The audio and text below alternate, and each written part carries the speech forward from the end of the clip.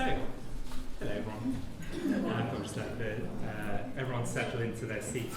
Very lovely to see you all. Lots of old faces and new faces. No, I should say familiar and unfamiliar.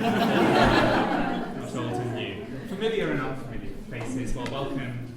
You're all very welcome to the Francis Temple Dementia Annual Seminar. My name is Professor Jonathan Rohrer. I work at UCL, just down the road in Queen's Square. Many of you will know me, some of you may not. We are Rare Dementia Support, and we've been running this annual seminar for many years, even longer than I've been here, which is 20 years remarkably now. And you'll hear from a lot of our team this morning, and in particular you'll hear really about the amazing developments that have happened. With any of you that have been involved in the group for a long time, you'll recognise how much we've changed over the years, and in particular you'll hear about the extremely exciting plans for the future with this group and with dementia support in general. So we have an exciting day ahead, and things are going to be chaired by myself and by Nikki Zimmermann. And before we kind of get into all the talks, we have some housekeeping. I felt slightly unfair. I've given this sort of boring job to Nikki to do the housekeeping, but Nikki anyway. I think that's because I'm the bossy one, isn't it? Yes. Hello everyone, really lovely to see you. I'm probably the old face here today.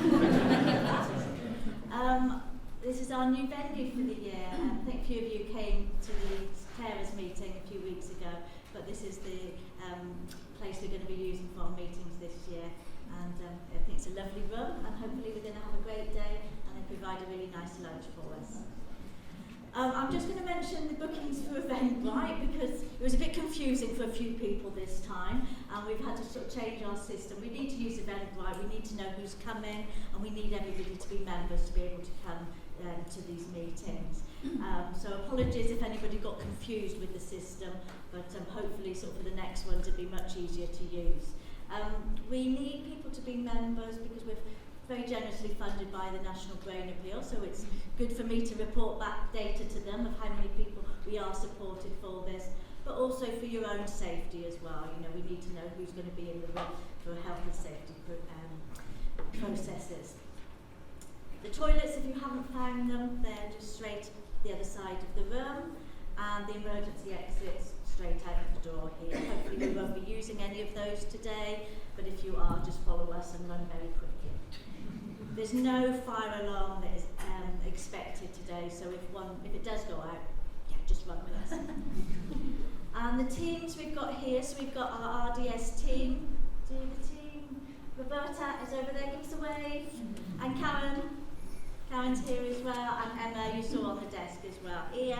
We've also got some of the team from the DRC at the back. Can you give us a wave?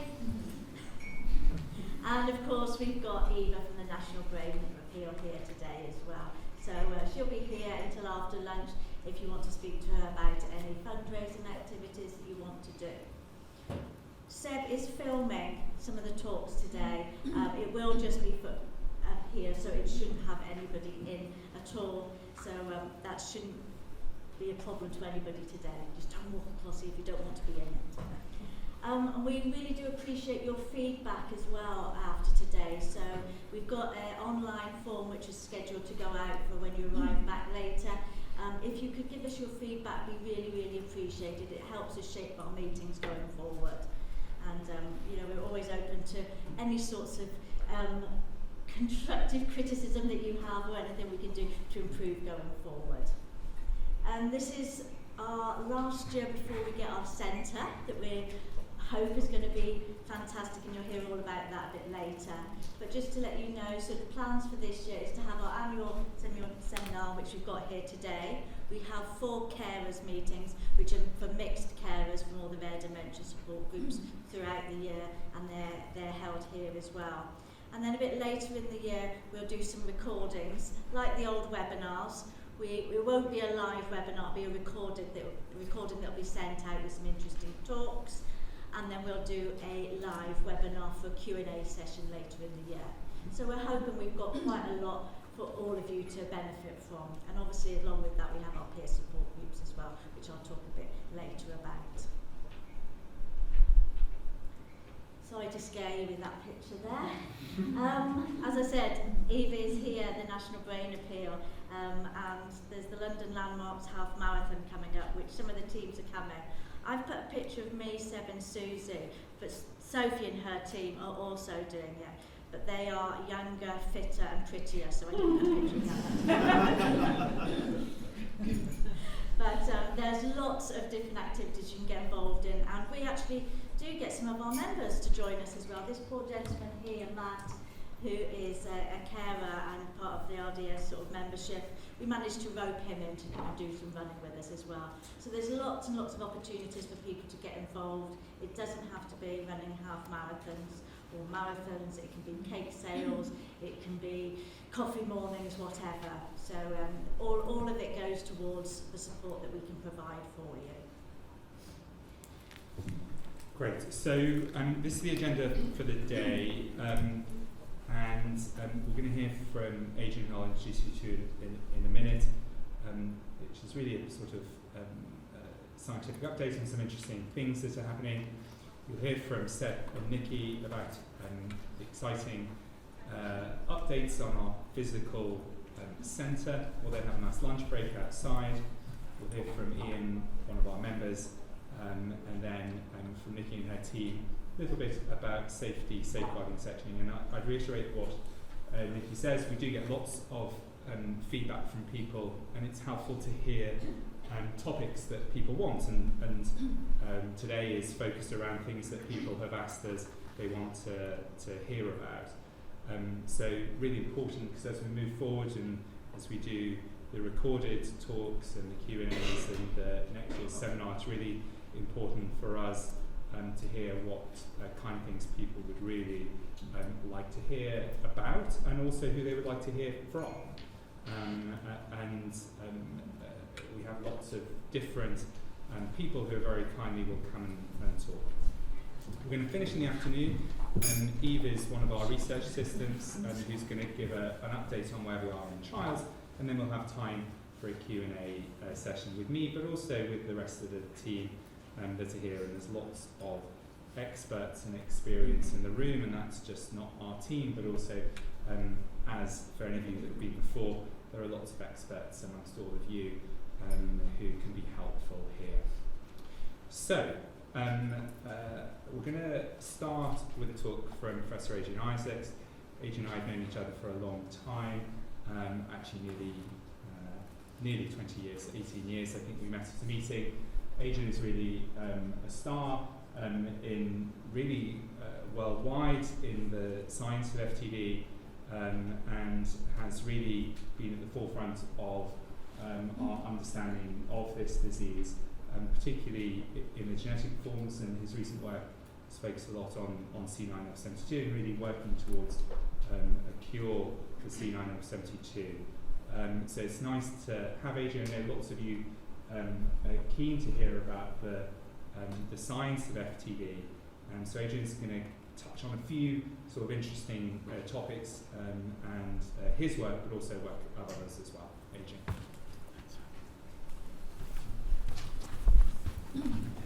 Thanks. Hi everyone. So I have a lab here at UCL and also at the UK Dementia Research Institute, and we are really kind of lab rats, right? So we spend most of our time at the lab bench trying to understand the genetic and kind of molecular causes of FTD. The ultimate aim then to use that insight to develop new therapies, but it is all quite molecular, but I'm going to try and do my best to bring it to life for you. So I guess many of you will know this already, that there are three main genetic subtypes of FTD. So about 30% of people with FTD will have a mutation in one of these genes. So the rest, there is not an obvious gene, but the 30% will be one of these three genes. And I'll talk a little bit more about that later, and of course many of you will know of these. So the other way that we can kind of classify FTD is through neuropathology. So when someone dies with dementia, the brain will go to a neuropathologist if it's donated, and then neuropathologists are very good at trying to work out what's going on. And often what will catch the eye of a neuropathologist are kind of clumps or blobs or aggregates of proteins that aren't normally there in the brain. And really you can split everyone with a diagnosis of FTD into two different types that you can see in the brain. So one is an accumulation of this protein called tau, and basically all of these dark things here, they wouldn't be there in the brain of someone who doesn't have FTD. So there's this big accumulation or clump of the tau protein. There's another protein called TDP43, and again you can see here that it forms these kind of clumps that wouldn't normally be there. So what I'm going to cover today is some updates that are pretty recent, I think are really important, that have got me really enthused about where the research is going and ultimately supporting us towards therapies. And then I'll talk a little bit about some of the work that's going on in my lab that I'm also very excited about. So the first thing I wanted to talk about was that for most people who are not gene carriers, there's no way of knowing whether you're going to end up being tau or TDP. And you can imagine ultimately in clinical trials, you want something to affect tau, it probably isn't going to work with people on TDP43 and vice versa. So it's really important we can work out in life whether someone has tau or TDP43. And this has been a really big question in the field, and I can tell you that millions and millions of research dollars have been thrown at this question. And for many years we just haven't made any headway at all. But very recently there's been a couple of groups now that I think may have cracked it, which is super exciting. So I'm just going to show you a little bit of data. So this is a group in Germany who have developed a method to basically try and detect these proteins from blood, which is quite tricky in itself. As you'll know, a lot of the analyses we do will be from cerebrospinal fluid, from CSF, and now there's a lot of interest in whether we can detect these kind of brain proteins in blood. So these guys have come up with a very clever way, I think, of detecting these proteins in blood. And this is just showing you they're detecting TDP43. So this is the healthy control, you don't see it. So people with ALS or motor neuron disease, so that is well known to be a TDP43 problem. So pretty much everyone with motor neuron disease is a TDP43 problem. And you can see that on this scale, you can see there's a range, but you can really see increased levels. So with FTD, we know it's split into these two subtypes, some that have tau and some that have TDP. So the flat ones here, and I'm not going to show you all the data, but the ones right at the bottom here, these turn out to be the tau people, and these ones here have TDP. And PSP is a tauopathy. Again, it's a pure tau, you don't see any signal. So the fact now that we can find the people with FTD who have TDP is just a huge step forward. So I'm really enthused about this. I've already discussed it with John, so really important now we try and replicate this. And in fact, if we can, then that is going to make a big difference. This will be one way that we'll be able to personalise trials now for people who have TDP or tau. So this is really exciting. The other thing I wanted to mention, it's kind of a side point, that this data is from something called a preprint. I don't know if any of you here have heard of preprints. So this is like a new concept in scientific research where once you've got your data together, you just put it online. And this is before into something called a preprint.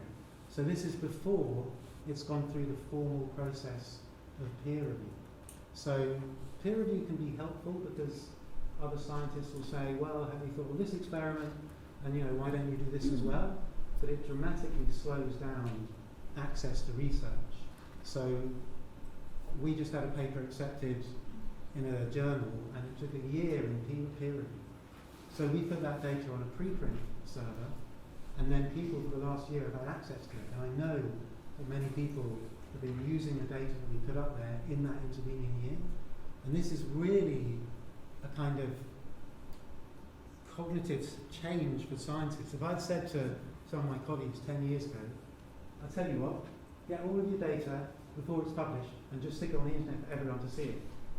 They'd have said you're having a laugh, mate. There's no way we're doing that. Because, the way ultimately we get funding is to show something new and different to other people so that we can then raise more money. So the idea of putting your data up before it's published is kind of a bit scary for scientists. And I'd say 10 years ago, no one was doing this at all. But now there's really been a change, and now many, many people, most labs now, have realised the benefit in putting their data up much earlier. And I really think this is driving a difference and accelerating discoveries. So again, this stuff I'm telling you about hasn't been formally published yet, but we know about it from preprint. Okay. So another thing that we're interested in, a lot of people kind of in the molecular world, we're trying to understand why neurons or brain cells die. Because we think if we can intervene there and keep the neurons healthy, then that essentially may be a therapy. So this is a picture of a neuron grown in a dish in a lab, and we basically add a fluorescent protein so you can see it really clearly, and you can see all these amazing sort of strands here that we call processes, and that is essentially how neurons talk to other neurons, is they send out these processes and interact. So that's what a neuron looks like when you grow it in a lab. And there's a bit here called the nucleus, which is famous for containing the DNA. So that's like one compartment of the cell. So if I go back to this picture of the brain now of someone who had TDP-43 FTD, actually really what you're focusing on here is the nucleus here. So it's just this bit. And what that brown staining is showing you here is where it is a stain for TDP-43. So what you can see then from this is actually TDP-43 normally sits in this part of the cell, the nucleus. So all of these cells at the moment are unaffected, so they have TDP in the right place in the nucleus. So I hope what you can see from this picture is I'm pointing to these blobs. That's what catches the eye. But there's something else that's not right about these cells. I won't ask you to shout out, but basically you can see here there's none of this brown left. So all of this TDP, this protein, has been sucked out into this blob basically. And there's been a very big debate in the field about what is making the neuron go wrong. Is it this big blob here? You can imagine having this big blob of protein might just be disrupting stuff. Or is it the fact that there's no normal TDP left to do what it normally does here in the nucleus because it's been sucked out? And again, this might sound like a kind of esoteric point, but it's actually really important because you can imagine a drug here might dissolve this, that might be helpful, but actually, if the problem is this has all disappeared, then we need to think of ways of restoring this TDP. So this has been a very long, ongoing debate, and most people's bets actually, I think, were on the blob because that's what we're focused on. You see them in Alzheimer's disease, and actually, I don't think that's the case now. This work has really come from pioneering work from one of our colleagues at UCL, Pietro Frater, and I think in a way, the whole time we probably should have been pointing at these spaces here. And I'll just show you one graph that explains a little bit about how we think that might be the case. So this is again, we grew neurons, or this team grew neurons in a dish in a lab, and then we can use genetic techniques to remove TDP, so it basically is reminiscent of this where there's no TDP. And this is a measurement here of TDP, and you can see it's worked very well. When we measure TDP, this is just a control. TDP is really reduced. But what they noticed is there's another protein that's also reduced. So all we did was reduce one gene here, TDP, but now a second gene is reduced. And this seems incredibly simple, and it's sort of remarkable it took so long to work this out. But basically, this protein is called UNC13. The name's not really important, but it kind of stuck out to everyone in our field, because UNC13 is already known to be a genetic risk factor for developing motor neuron disease. And as some of you will know, there's some links between motor neuron disease and FTD. But no one had really been working on it, because no one had really understood what it meant or what its role was. And now suddenly seeing, by losing this absolutely crucial protein, this gene is reduced. We now realise that this is really central. And probably one of the ways that TDP is killing neurons is by reducing this gene, UNC13. So UNC13 is now a major drug target. And I go to many conferences and there's many biotechs, pharma companies now trying to restore the levels of UNC13. And at least in motor neuron disease, the first of those drugs will be going into trial probably next year. So this is a huge finding, and I think it's really starting in a way that we haven't before understand these molecular causes of FTD. So that's work from some other colleagues. I thought I'd just spend 10 minutes telling you a little bit about the work that we're doing on this genetic cause of FTD called C9orf72. So that's probably the most common genetic cause of FTD. I guess it causes maybe around 10% or so of all FTD, something like that. And so we're working on it. So how do we work on it in the lab? So one technique that some of you may know about is growing neurons from stem cells. So some of you may have given biopsies, so we can grow skin cells in the lab. And through this amazing technique that won the Nobel Prize, you can convert a skin cell back into a stem cell. And once it's a stem cell, then you can convert it, because stem cells have the ability to turn into any cell in the body if you know how to direct them. And some other clever people worked out what you need to do in a dish to convert stem cells into a neuron. So then we can study neurons in a dish from people who have, in this case, C9orf72 FTD.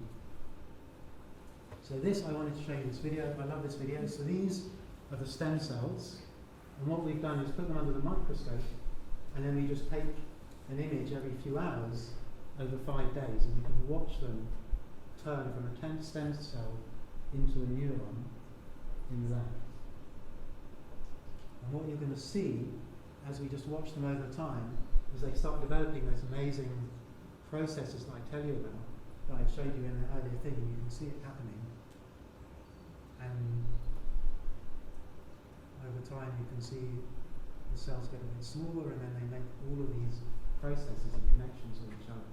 And that's happening in the dish. So we can grow these quite accurate neuronal models now using human neurons. So then we can ask questions now about what's going on. Okay, so what's going on? So one thing I got very interested in recently that kind of came out of some other work is fats. So this is something I've not really talked about before, but quite recently we're starting to become very interested in this.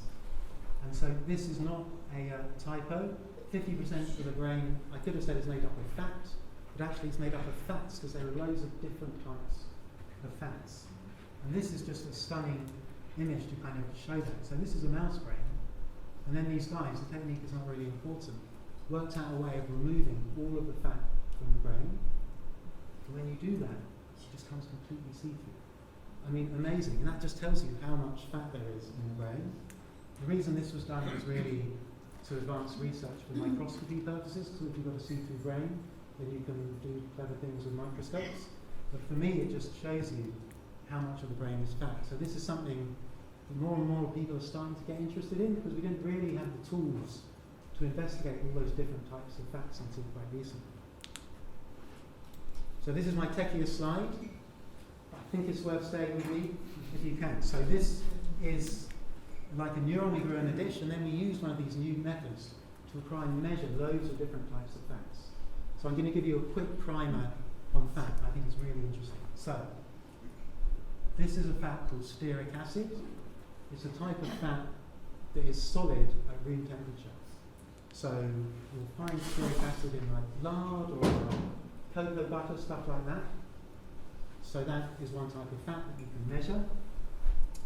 So now for us, we're interested in saturation. I guess quite a few of you might have heard of polyunsaturated fatty acids. So the most famous ones are omega-3 fatty acids, so those are unsaturated fatty acids. So what that means in the lab is they get this extra line here, we call it a double bond, it doesn't really matter. But one extra bond, and now that would be monounsaturated because it's got one of those. So something that unsaturation does is it makes those lipids more, those fats more fluid. So if you add one of these double bonds, you make something called oleic acid, and that's the main component of olive oil. So you can tell already from these, like from lard, you go to olive oil, you get something more fluid. So then you can carry on adding more of these double bonds, and you make more fats with slightly different properties. And what we found when we measured all these different types of fats from the neurons that were grown from people with a C9 mutation is that the ones with loads of double bonds, so the really polyunsaturated fatty acids, were decreased. And we saw the same when we measured it in the people, in the brains of people who've been editing their brains as well. So what does that mean that there's less of these like really unsaturated fatty acids? So we need tools in the lab to try and work out how to investigate it. And one tool that we've used a lot is the fruit fly. And now some people raise an eyebrow when we talk about the fruit fly, but I can tell you these are amazing tools, and I'll tell you a few reasons why. So, fruit flies were first used for scientific research in the early 1900s. So we know every gene, they're one of the first organisms to have their genome sequenced, and geneticists have developed lots of tools. You can do really clever things with fruit flies. So you could turn on a gene just in the eye, just in the wing, just in hair bristles. Like you can do astonishing things in flies.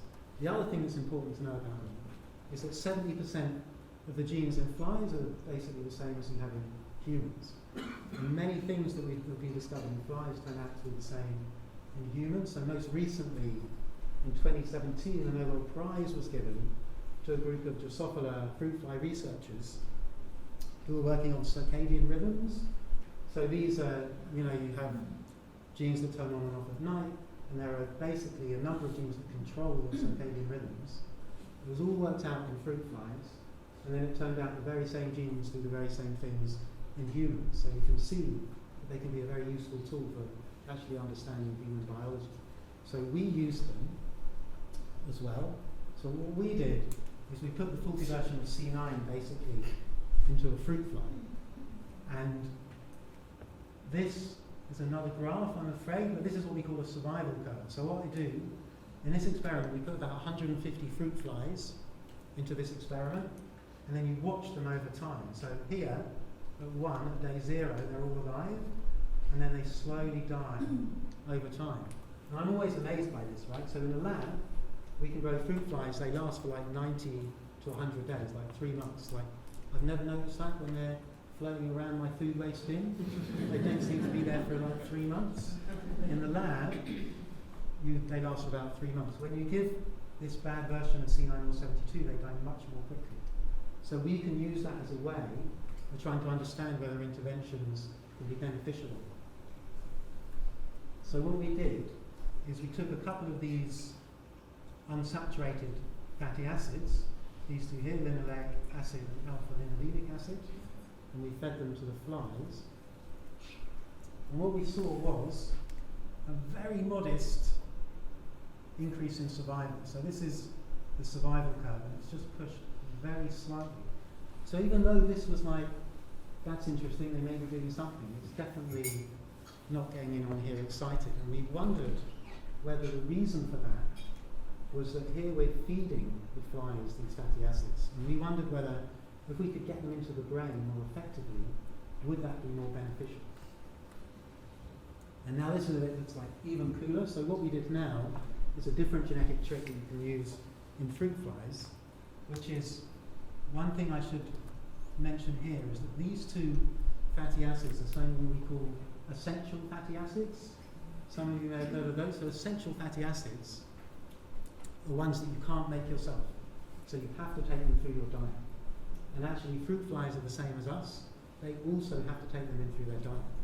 But remarkably, worms can make them.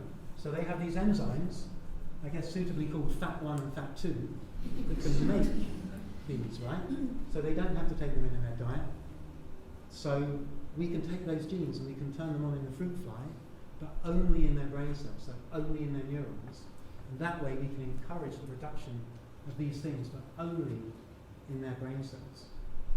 And when we do that now, we see a much more dramatic extension of survival. So we're super excited about this, because I think what that means is that really there's a lot of discussion about these polyunsaturated fatty acids being beneficial, and certainly in motor neuron disease there's actually quite a lot of data saying probably they are beneficial in a couple of different studies I can tell you about later, but no one really knew why or how, because it's all based on sort of dietary questionnaires, and what we think is that clearly getting into the brain is going to give you the most benefit.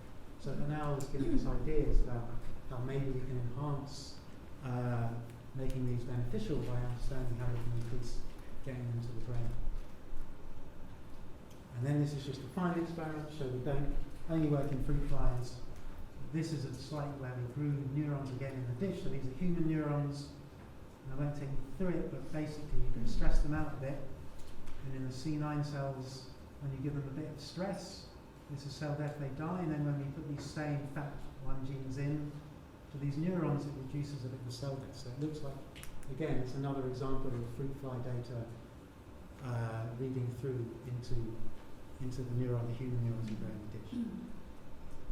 Okay, so that's all I wanted to tell you about. So just to conclude, I said we've now seen methods, and I showed you one. There's a couple of other groups that I think are also on this now and showing promising results. We can separate people with tau and TDP in life, which is going to be really important.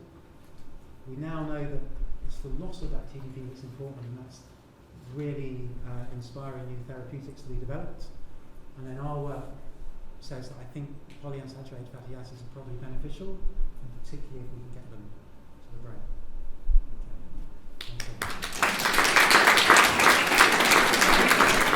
So, for those of you that are new to the group, you will think that RDS has always been around and has always been this wonderful service that there is, but that isn't the case. And RDS is really something that's grown hugely in recent years, and really is really grown from a very small start into really this amazing service. And to the extent where we thought, well, this can't just be a service where we're having to hire the rooms in Coram's fields, and we need to have a centre where people can meet. So, Professor Crutch runs the RDS, and you'll hear from Seb and from Nikki really about where we are with RDS and really some exciting things about our new centre. Seb.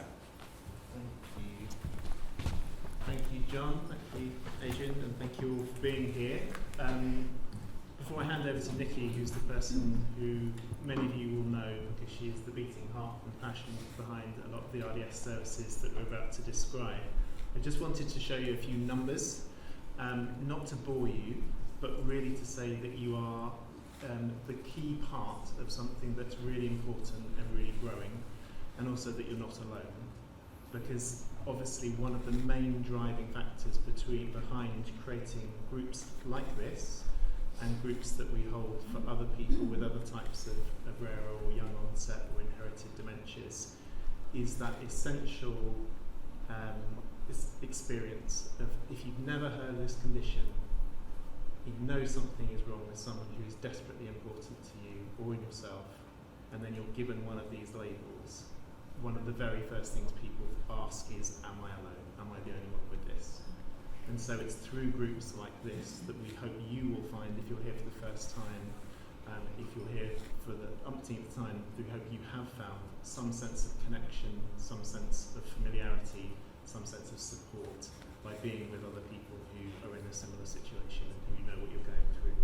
So the membership of RDS as a community is just over 6,000 people now. It grew a lot during the lockdown period, and of course we wondered, gosh, are people coming forward more, perhaps because local in-person services have had to be scaled back because of the pandemic. And we're really encouraged that doesn't seem to be the case, that there does seem to be growing awareness that perhaps a few more people are getting the diagnosis they need and deserve. And so we're having about 27% growth year on year in our membership. But that 6,000 people has to be placed in the context of, we think there are probably about 140,000 people in the UK who have a diagnosis which isn't typical amnestic or memory-led late onset Alzheimer's disease or vascular dementia, which tend to be the two types of dementia most people have heard of.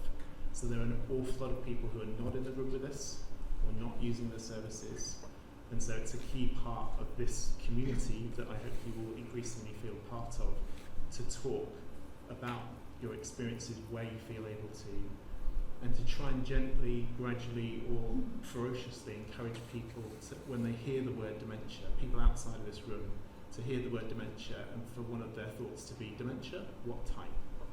To try and expand. You know, we talk a lot about awareness of dementia increasing, but I don't need to tell people in this room how shallow that understanding often is, how many old-fashioned assumptions a lot of people still hold when they hear that you or your loved one is living with one of these conditions. So that's part of what we need to expand, to enrich people's understanding. I'm going to leave most of the other numbers and we'll share these slides, as with all of our slides, afterwards. But just to say there's a huge number of people who are in contact with Nikki and her wonderful team, some of whom are here today, for a variety of support, one-to-ones, small groups and large groups. But I think a key thing about the 6,000 people is more than 80% of those 6,000 people are people like you who have a lived experience. You're living with a condition, have someone who are at risk of a condition, you've got a family member with a condition. And being a lived experience community, not just a group of professionals talking about it in a kind of so-called professional sense, but a group that is founded in your lived experience, your experience by experts by experience, is absolutely critical to shaping and improving the type of services and support that we offer. And so, for example, in the bottom right-hand corner, we're delighted that there are about almost 1,500 different people attending our small monthly peer groups that we run, which are held separately for people with each of the different conditions, but also separately depending on whether you have the diagnosis yourself or looking after and caring for and about someone who does.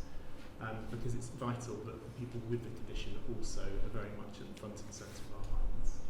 But I'll hand over to Nikki now to talk a bit more about the services. Thanks, Seb. Hopefully many of you have been in contact with us and you have received some support from us, but this might be your first meeting and your first experience of RDS, so welcome, and I hope you'll get a lot from this and be able to get more support from us. Like Seb said, we will be sharing this, so don't worry about writing everything down. But I'm just going to give you a bit of a screenshot of what we actually do. So we are a free service. We don't actually have any funding from local authorities or NHS. All our funding comes from the National Brain Appeal, but we provide a free service to our members. And that can be really sort of varied what we do with our one-to-one support calls, or Zoom we prefer to do these days, so we can sort of see people. And when we do those calls, we run it basically a bit like a support clinic. So we book these appointments with you. We don't want to just phone you, and you know, you're at the till at Tesco's, trying to have a confidential sort of call with sort of some behavioural sort of strategies that you want to implement. So we run it very much like a clinic would. And these are sort of some of the things that we sort of tend to deal with on our day-to-day basis. So the navigation to a diagnosis. A lot of people come to us and they haven't had a diagnosis, or they're looking after somebody who's perhaps having a few particular peculiar behaviours going on, and they can't quite work out what's going on. Is this right? Or they might have actually heard about this disease. Would this be something about it? You know, where do they go next? And they've been to the memory service, and they've had a memory test, and they've scored very well on the memory test. But there's still some bizarre behaviour going on back at home. So we can help with sort of navigate into specialist services and hopefully get people that correct assessment and investigations to come out with a diagnosis, or not at the end of the day. We do a lot of post-diagnostic support. So again, very familiar thing is diagnosis at a memory service or local services. You've got FTD, there's no medication, and we're going to discharge you. And you just walk out the door with 3 letters, FTD. Everybody's nodding here. Why are you nodding? Did this happen? This shouldn't be happening. So then we sort of step in with a bit of post-diagnostic support, a bit of education for everybody, understanding what this diagnosis is, unpick it, what it means for the person that's got the diagnosis and what it means for the family as well. So we do a bit of education and a bit of planning and how to sort of work things out sort of for now and for the future as well. We do signpost into local services and partnership services because my team's 6 and we've got 6,000 members and you all live in different parts of the country and I don't know where your local support group is everywhere. I try and find out, but some places I haven't even heard of, you know. So we work with our groups that are in the regions. We've got some regional groups, but we've also worked with sort of local Alzheimer's Society and UK groups to be able to provide sort of some services for you. We help with needs assessments and we sort of transform it because we do transform sort of how the social workers look at the needs assessment. And you know, there's lots of different domains in the needs assessment and one of them is mobility. And they would look at this as a social worker of how it's written for somebody that's got dementia, a very typical person with dementia, probably an 87-year-old lady who actually wanders around at 3 o'clock in the morning with her pyjamas on outside. And, you know, mobility, what's the risks there? The risks there is she might fall over, she might break a bone like that. You've got somebody with FTD who's 52, who's got lots of energy, actually runs like a ninja, not going to fall over, but probably just going to run across a road into the sweet shop to nick some sweets actually, because that's what they do instead. So it's actually transforming the way the social workers look at the needs assessment to actually identify what the needs and the risks are for somebody living with FTD, because they're very, very different. We look at the different stages and the change in needs because, you know, we educate you, we help you with sort of what's going on, and you get a plan in place, and that works for a little while. And then needs change, we need another plan. So it's that sort of continually going back to people to seeing sort of what the next needs are. We're going to talk this afternoon about safety and safeguarding, but that's probably one of the things that we do a lot with people with, is help trying to keep people safe, limit sort of problems that can happen, but also realising actually how safeguarding is so important and can be very beneficial for people. And then we do a lot of work in transitioning into residential care, and this is a really difficult time for everybody, so it's a lot of support that's needed there, and looking and seeing sort of where the best places are that people can go into care and be well looked after. We're very pleased today actually that I'd heard this morning after speaking to a care manager who had no idea about rare dementias and they couldn't possibly look after this young gentleman who's going into, because he thought everybody that had dementia was 80 plus and had memory problems. And actually after having some understanding, he's more than happy to have the family transition their loved one in there now. So things like that can be really important. We do a lot of work when it comes to funding, so continuing healthcare applications and appeals.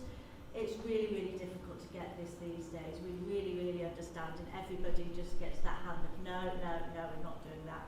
So we do help people with those, and I'm pleased that we've had 3 successful ones recently. So me and my team did a little dance when that happened, because it really doesn't happen very often.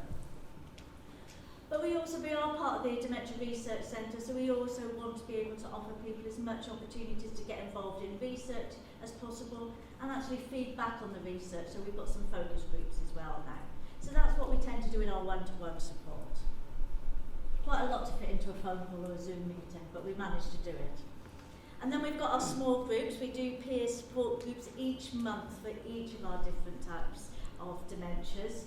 And we have a monthly peer support group for FTD carers, which we've just split this week into early to mid-stage and mid to late stage as well. So we've got the appropriate people in the room talking about the appropriate things, not scaring people if they're later and there's people younger, but also not repeating the sort of things that we need to tell people at the earliest stage. And we also do a peer support group for people living with PPA or FTD. Spelled that wrong there, Mr. D. Dear me. Which Karen runs each month as well, which is a lovely group. And actually with our Zoom groups, it's really nice to see people really engaging. They talk about the worries and things like that, but as you can see, they're all laughing here. They actually all have a good time and bond really well together. And one of the groups that I started last year was the FTD Gene Carrier Group, which is a fabulous group. I absolutely love this group. It's full of such inspirational people who come together each month and really support each other. And it's a really safe space when you're in that predicament, which there's not many people that you can speak to openly because nobody understands. But to hear the conversations in these meetings are brilliant. And all the meetings are about sharing strategies and sharing shared experience. Us as a team there, we're there just to facilitate. It's not Q&A question for us, it's learning from each other. We're just starting off some programs, so some new programs.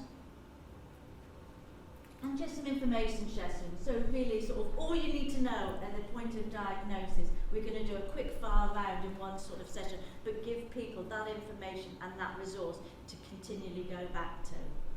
And we realised as well over the last few years that at the late stage there's lots of really particular issues people need to understand and get a grasp of. So we do a late stage carers programme which is run over 8 sessions.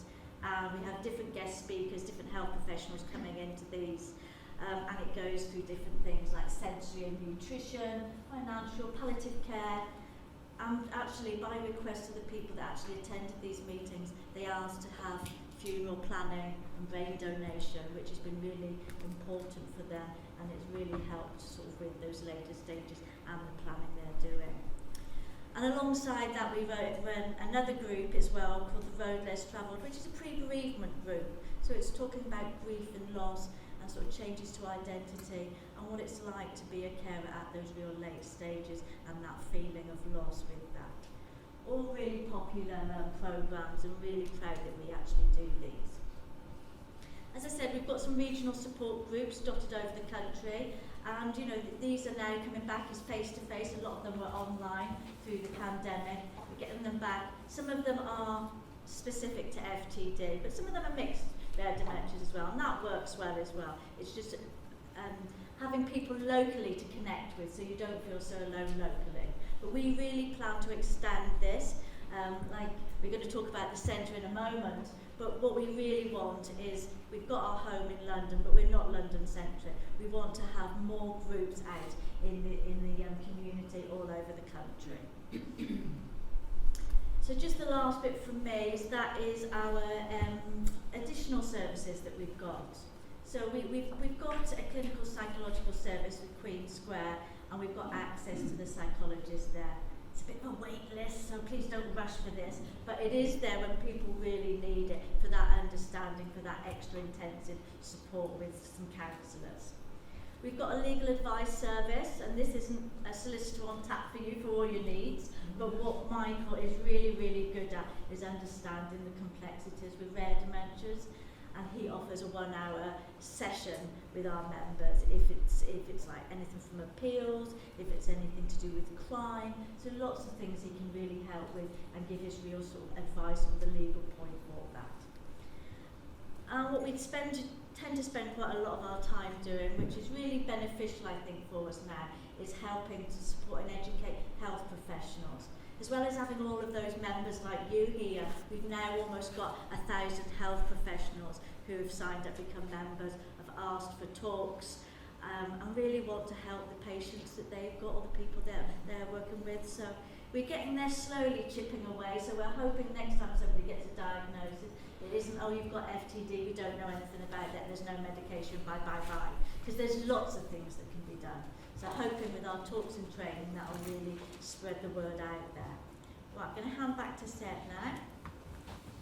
Thank you so much, Nikki. Just the last couple of things from me. One is about volunteering. So Karen, who's here, very kindly heads up our champion scheme, which is a way to try and match up people who feel they want to try and fight back or contribute in some way to find an appropriate opportunity. I should stress right from the start, this is not about, you may volunteer for other organisations, this is not about rotas and making people feel obliged to do stuff.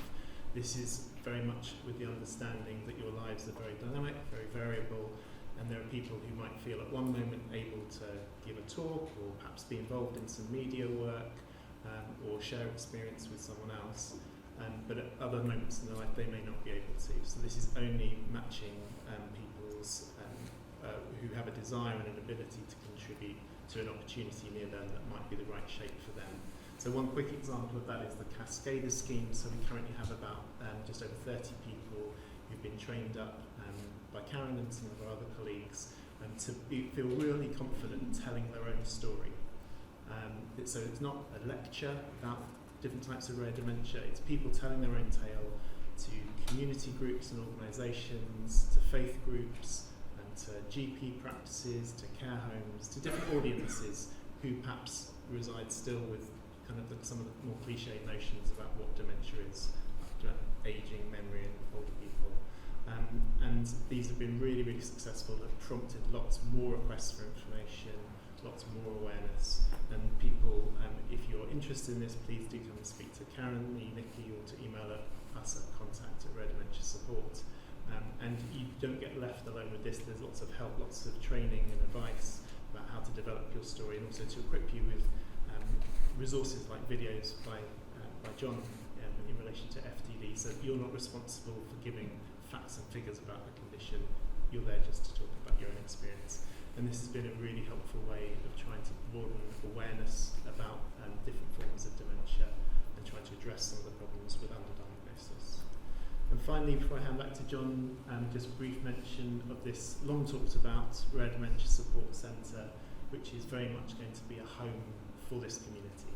We have long wanted to provide support, education, and of course to facilitate research into these conditions, but have longed for a space that doesn't feel like a sterile clinic or a laboratory in which to do it. So this was originally the buildings in Woburn Square, which with luck and a good wind and friendly lawyers we hope to buy this month. Thanks to incredible fundraising, particularly you have to, obviously the National Brain Appeal in particular, but really want to say a huge thank you to Eva Tate who's here, and to Nick Fox, who really led the way on raising £7 million to buy and develop these buildings. And this will be a home from home for anyone living with a rare dementia or caring for and about someone who does. A place where for the first time we are able to hold not only big meetings but also more intimate spaces where you can get together with people in a room, in a comfortable setting, who are very much in the same situation as you or with the same diagnosis as you, to receive all the types of support and service that Nikki has been describing. But hopefully also to, again, banging the drum and connecting back to Adrian's talk, to really enable people to feel supported before, during and after research involvement as well. And places where the whole family can be supported and enabled to live as well as they can in the situation they're in. So a huge thank you to all of you who've been part of this long kind of 5-year search for a building and the money to buy it. We hope to open next summer. So that's why Nikki's mentioning that we're here for meetings for the rest of this year. And it's an exciting next step for this community. So with that, thanks for being here again. And back to you.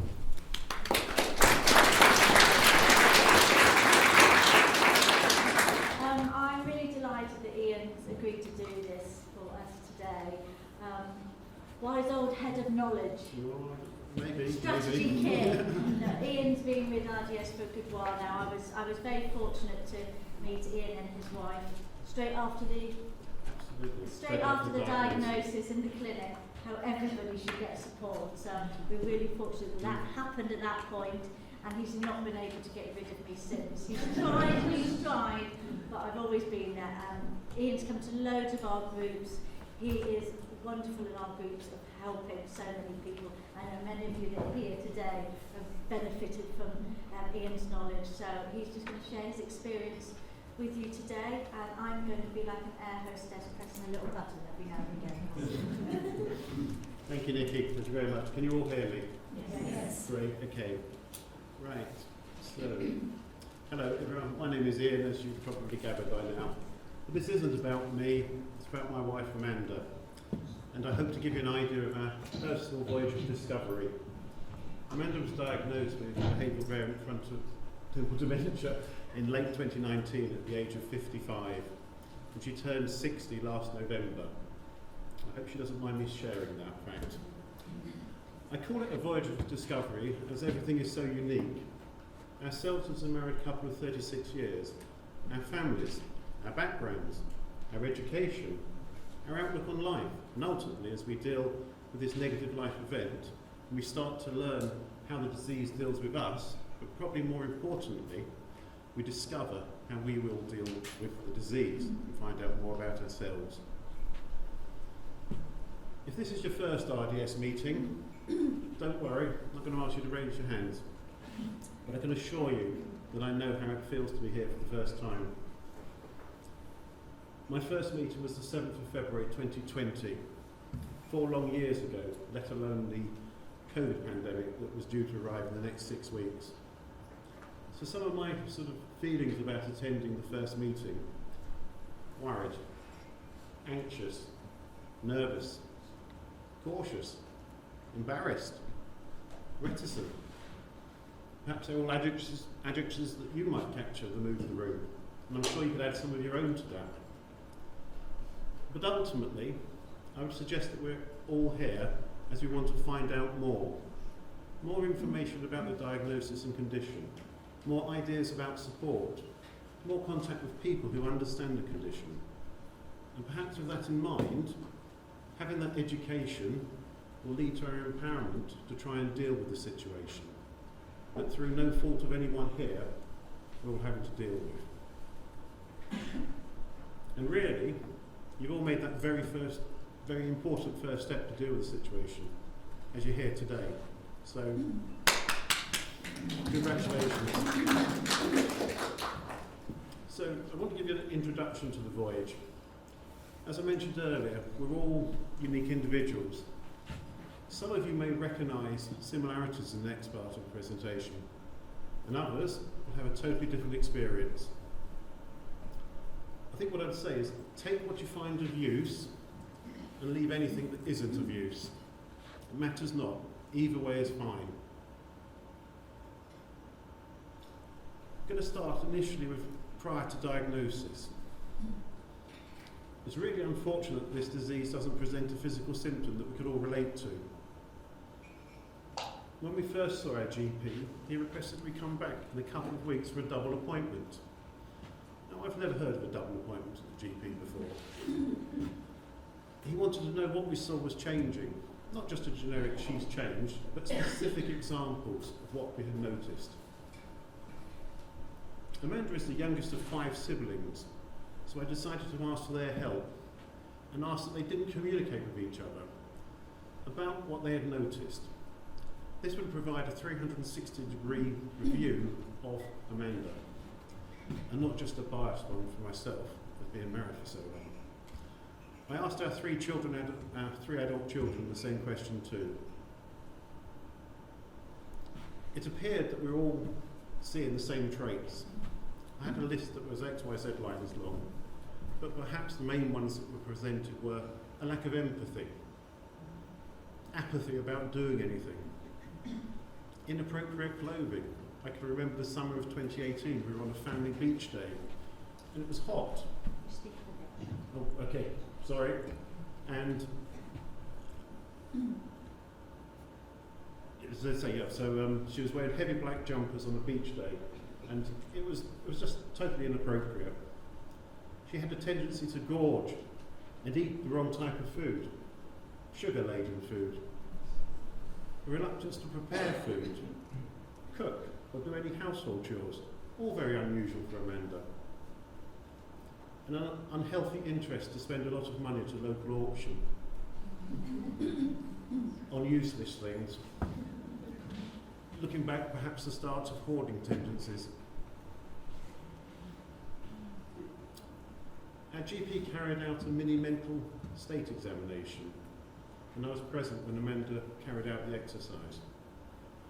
If I didn't realise before, I certainly did after this, that we were facing a very different and challenging future.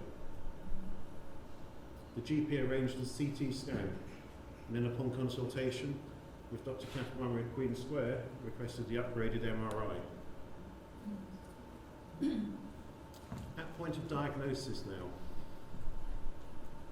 the GP thought it might be FTD based on his and our observations of Amanda's behaviour.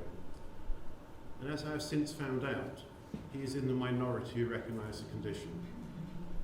But he wanted to consult a neurologist to confirm the diagnosis of Queen Square. At the time of diagnosis, Amanda just chuckled. And I remember realising at that point, Amanda did not recognise what she'd just been told. I had the opportunity to view the MRI scan and could see what Dr. Murray was referring to, and it painted a graphic picture. And you get to learn a few new words, probably ones that you didn't want to hear, but equally you need to hear them to understand what you're dealing with. Dr. Murray advised that we join RDS and take advantage of specialist knowledge and support. As worryingly, she said, many local professional people and services may not understand this rare condition. I think we've all heard that today. I think we've all probably experienced that. Fortunately, at this point, I also met Nikki. Little did I realise at that time, Nikki, how much you were going to be part of our lives going forward. I've since learned that Amanda's reaction to the news is not unusual. And as a family, thought what we recognise with her by being blissfully unaware is in fact a recognised condition, anosognosia. Nikki, perhaps you'd like to say a few words on that, please. My camera's assistant. I'm just going to leave that out there, but we will put the slides out to everybody. It says it is the lack of insight, and I think, you know, many of you in the room that we have spoke to today, no insight at all. I did speak to one person that did really, there was insight there, and the self-policing was really very difficult going on, but we do find a lot of our patients with FTD do lack insight. Okay, thank you, Nikki. Okay, so life after diagnosis. Where do you start when you've received the diagnosis? I just couldn't read the books that I was given. It took a week. I knew I had to, but I just couldn't, as emotions were too raw. The family are asking questions. Some I can answer, others not. As the reality of the COVID pandemic is beginning to take effect, the local services are not available. Who can I turn to for advice and support? After about 18 months, there is some return of services, but it appears as though we're a square peg trying to get into a round hole. We were fortunate enough to be allocated an admiral nurse, but I understand that these are a rare resource, but I would argue a necessary resource. As you're in a lonely place, and you need local support and guidance. For instance, who knew about bladder and bowel teams of incontinence? No idea, but the admiral nurse did. During COVID, we continued walking the dogs in our permitted exercise opportunities. So how did we deal with all the questions that we had? We realised that there's some questions that you can answer and you can change, and others that you're not going to be able to answer or change. You do learn to roll with these choices as the acceptance makes life easier. Some might referring to choosing your battles. Walking the dogs in woodland and avoiding contact with others was an important release. Listening to the wind in the trees, experience the scent of the bluebells and the birds singing in the canopy. These all helped us to come to terms as to where we were on our voyage of discovery, about the disease and more importantly about ourselves. It's the power of nature and forest bathing, and I would suggest you try it. Some feelings that you might be having, and just to like to touch briefly on two terms. Ambiguous loss. You're probably feeling it, but when you understand the term, it puts those feelings into place. And then anticipatory grief. Again, you're probably feeling it, But once you understand why you're feeling it, it helps with the perspective.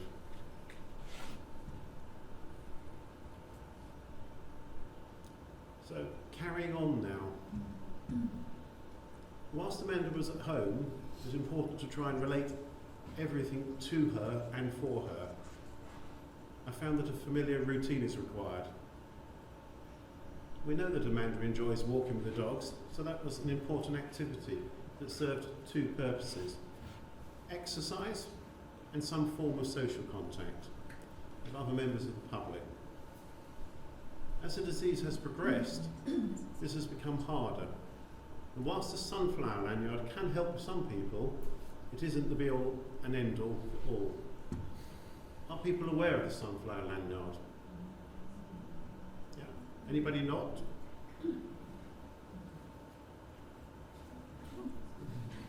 Shall I pull that out so be like Debbie McGee?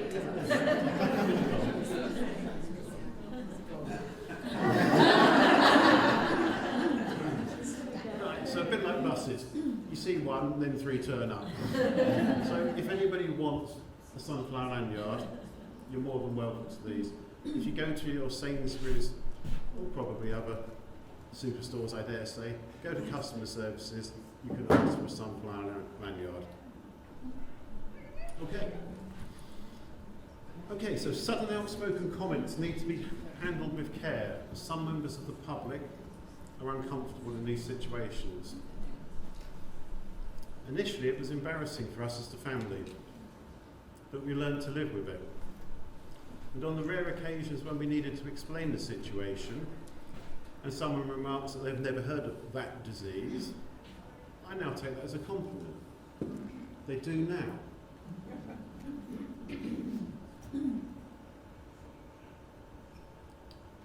Carrying on at this point. Initially, I didn't fully appreciate that as the disease progresses, it presents differently.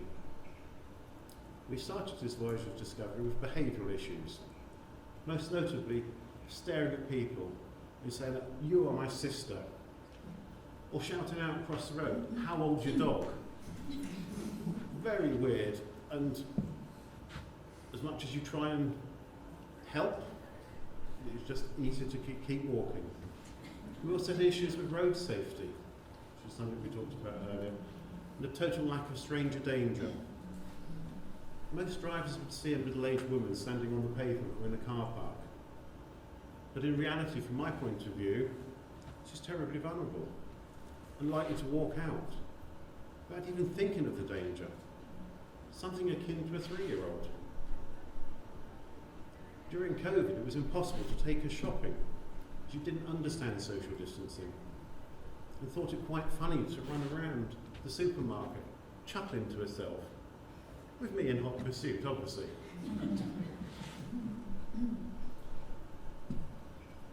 But the disease has now progressed to include a non-communicative state. I believe this is to do with the different actions that the left and the right temporal lobes control. For example, we used to be able to talk to Amanda, but if she is unable to communicate, so much more emphasis is now placed on non-verbal communication. So, for instance, she might be fidgeting on her seat. She might need the bathroom. You'll only find out if you act on that clue. For about a year now, Amanda has been unable to talk. We can view old videos on the phone, but I wish that I had created a voice bank. While she could still talk, have a record of a conversation about the dogs, about the woods, how she was feeling. Something when her spark of life was still there. Unfortunately, she's also developed pica. I'd never heard of this before. It's a tendency to put anything into her mouth that's within her grasp, and when she feels the need to. There we go. We've experienced many issues with this pica tendency. We've had to deal with holly berries over the Christmas season, and most recently, the removal of her wedding ring. Rather than resize a wedding ring, I've decided it should be removed for her own safety. In some ways, that was a hard decision, as it removes some of Amanda's identity. She's been wearing it for 36 years. But it was also an easy decision, as the thought of her choking on a wedding ring was a potential alternative.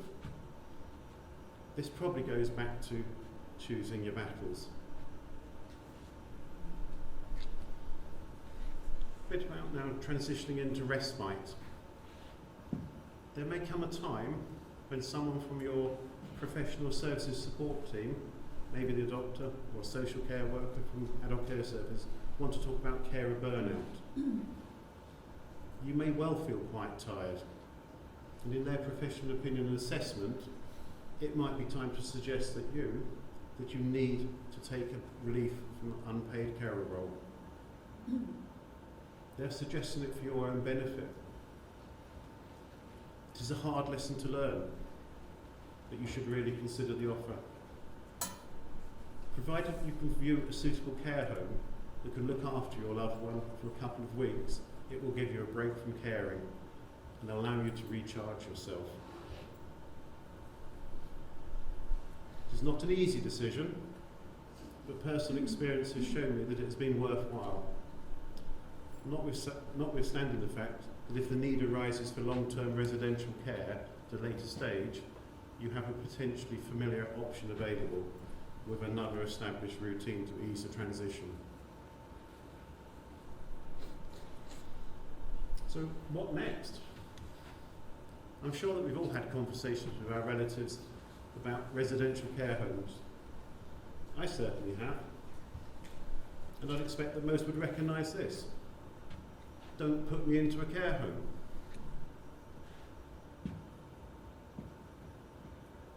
It's important to note that not everyone will need to consider transitioning into a care home.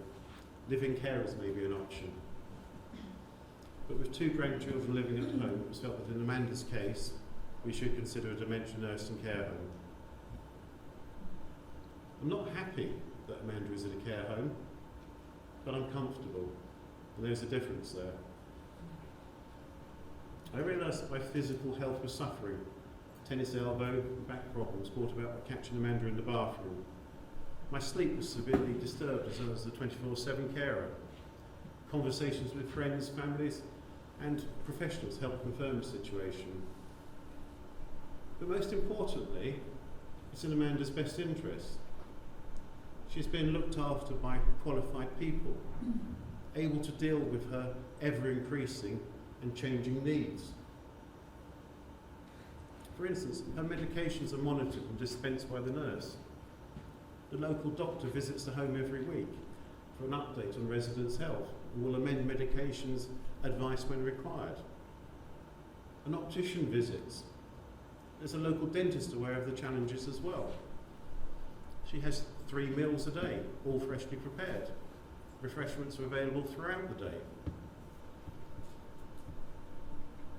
Amanda has needed to change her diet as her dysphagia has progressed and she is now on a pureed, spoon-fed diet. Thank you, Nikki. You're already there. I know. Yeah. Good at this. So that happened with the speech and language therapist. We had initial problems with dysphagia over a year ago, 18 months ago, but it's got worse. So she's now spoon-fed effectively with a puree diet. They also have a visiting hairdresser, so she can have her hair washed and cut whenever is needed. There's plenty of space to wander around with no dead ends in corridors, for exercise when the weather is bad. Outdoor paddocks with horses and sheep and with a garden area that have seats to enjoy the view. This wrap-around care is what Amanda needs, and it has allowed the family to accept the condition and visit for memorable moments. Talking about transitioning into the care home, and I mentioned earlier about Pika. At the home, I've prepared a board that is fixed on one of the walls in Amanda's room as a visual reference. As I thought if I was able to show this board and talk to people, the carers on the floor, they would understand what we're dealing with. rather than me trying to explain to the first carer and then to the second carer and to the third carer, by the time we get to the fourth carer and nobody knows what's happening, that's on her wall. So she has a top denture, she's been assessed by SALT, because there you go. So she does tend to pocket food, looks a bit like a hamster unfortunately, but they have to be aware of that because you have problems. She has to have some of her medication ground down. And then over on this side here, these are various things that have made their way into her mouth. And they are relatively common, most of them. The top one up there, that's a coaster, a drinks coaster. I suppose it looks like a rich tea biscuit maybe. Those are tissues, obviously gloves. That's a ballpoint pen spring. You can undo a ballpoint pen, you can get hold of the spring, you can try and eat it.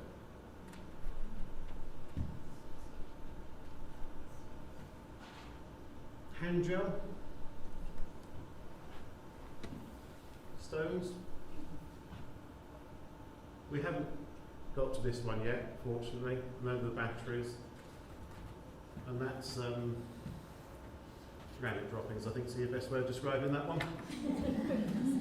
And then the last one there are the pads. They're plastic, and that plastic comes off, and it finds its way into your mouth if you're not careful.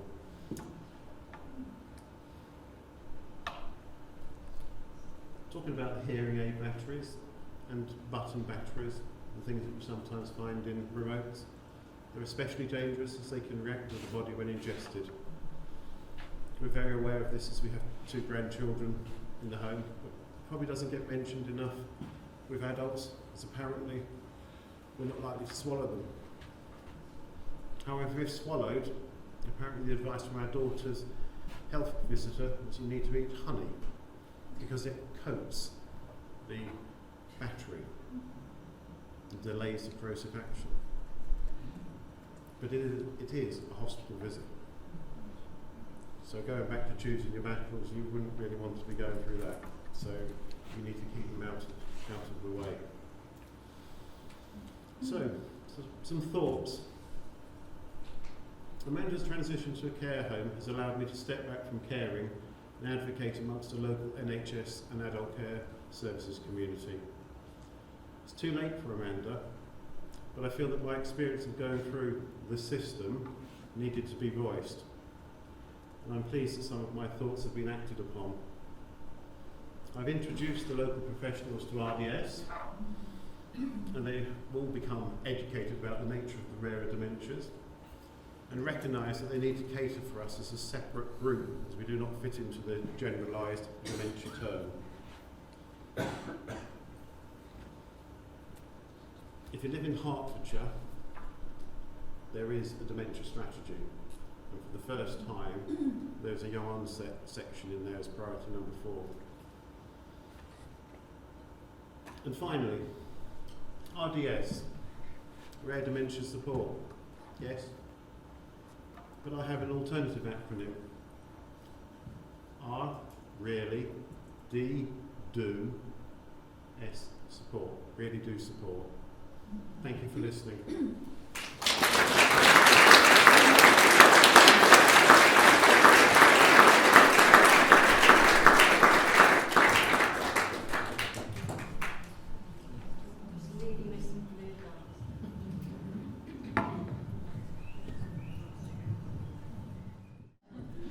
So today we're going to talk about safety, safeguarding and sectioning, but we don't want you to be scared of the terminology.